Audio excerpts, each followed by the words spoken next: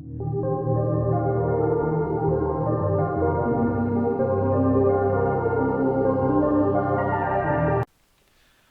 hey everyone, this video is going to discuss the Wondroid event, the jump quest, and the hearts involved, as well as the post on the Maple forums stating that they might look at nerfing this jump quest.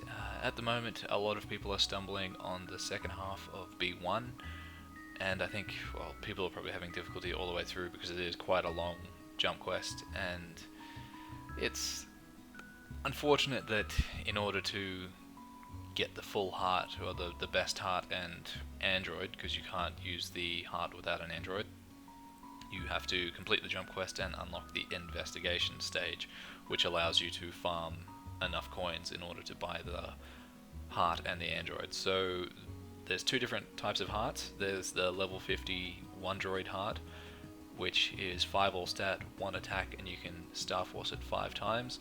I still think it's a decent heart because you can get pretty decent cube potential stats on it if you try hard enough, or if you're lucky enough. Of course, it would be best to get the level 120 heart because it's a higher tier, so you can get better stats on it, and it's also 12 stars, so you can get a better Star Force result on it. Plus, it's 10 all stat instead of 5 all stat, so overall, it's just a better heart. But in order to get that glimmering Wondroid heart, you need to complete the jump quest and farm coins, like I said. You can still get the level 50 heart, don't completely give up on this.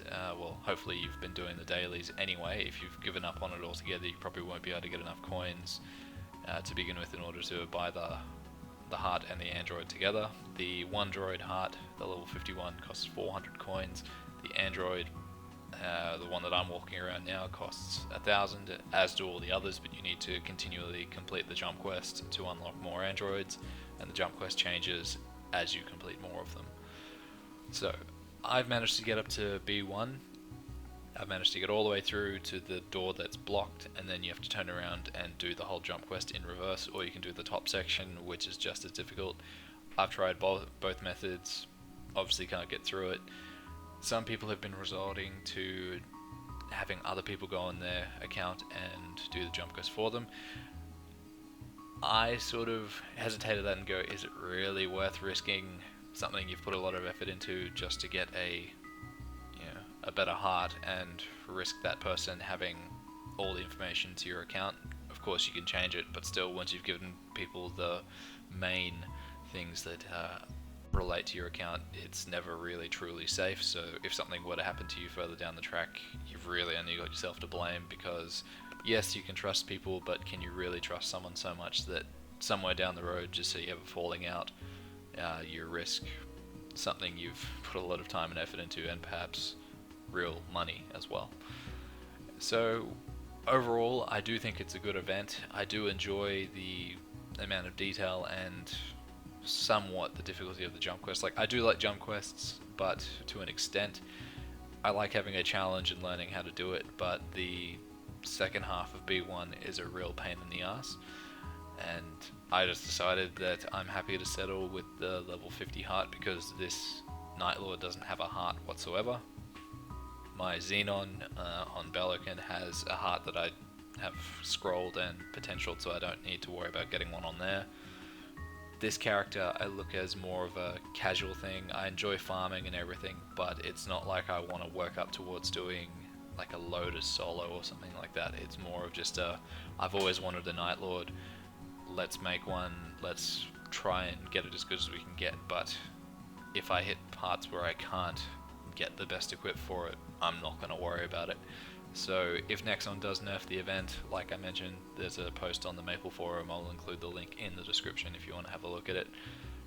A small number of people voted on it, so I'm not going to say that it's a full census of the community, but I feel like there's enough people stating that they're unhappy with the difficulty of this event in order to get an equip, especially on Reboot where you can't buy hearts elsewhere. It's a bit frustrating. If this were to be my main, I'm sure I'd be a lot more annoyed about it. I'd rather just comment on it and voice what my opinion is. What I think Nexon should do, I don't think they should nerf it altogether. I think having it as difficult as it is, it's a real achievement for people who are managing to complete it. I think it's bad when you see that. Not that I'm criticizing anyone who puts up a video criticizing the event, but I think it's bad on Nexon's behalf if they've put out an event like this. Yes, I know it came out in KMS first, and it's helpful to have all those videos on how to complete each stage, but it's bad when there's people, prominent YouTubers who a lot of people look up to, with, I know Zero put up his video that was about 4.5 hours long. It was a stream highlights video of him doing the whole thing. It's about 4.5 hours long. He does manage to complete it, but I'm not saying he was criticizing it, but the thumbnail and everything makes it look like it's a bad event. I don't think it's a bad event. I think it's nice to be able to get a heart and everything, but I can understand why he called it hell in terms of how difficult this stage is.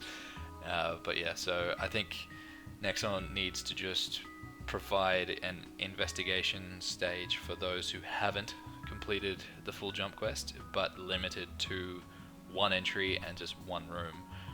So I know you can get passes from doing the kill 300 mobs, which is good, and I think people should do that. I think you should do the hold on to the battery quest for 30 minutes 3 times. That gives you 30 coins. Killing the 300 mobs gives you 20 coins.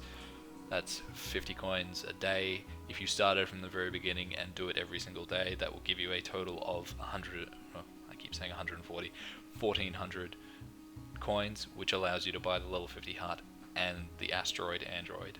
So I think there's still ways to benefit from this event even if you don't complete the jump quest, but I think Nexon should give everyone at least one investigation map to go into to use the pass that you get from doing the daily quest. There's still a benefit for those who manage to complete the jump quest. You're able to get more androids, you're able to farm coins faster. I think you can enter the investigations 5 times a day or something like that. There is an entry amount, but I think it is glitched where people are able to go in more times or less, and it's a bit irritating that way as well. But yeah, I don't think they should harm this part of the jump quest. I think if anyone's able to do it, great, good on you. Do good at jump quests. I'm not that good at jump quests, and I'm not ashamed to say that. And yeah, like I said, this is a casual character that I've got here. If I get the best equips, great. If I can get the second best, that's fine. I'll still, make a video on scrolling it and all of that, and I'll still be happy with getting it just as long as I get something. Because having a heart that expires is really irritating. I'd rather get a perma heart, and I died here. There's also a section you can go through up the top, but I tried that one as well, and it's not that much easier. But yeah, I'd like to know your opinions on the event. Like I said, I think it was a good event, and yeah, let me know if you think it should be nerfed, or if they should just provide access to the investigations for everyone, but just a limited version compared to those who are able to complete the jump quest entirely. Thanks for watching, and I'll catch you guys next time. See ya.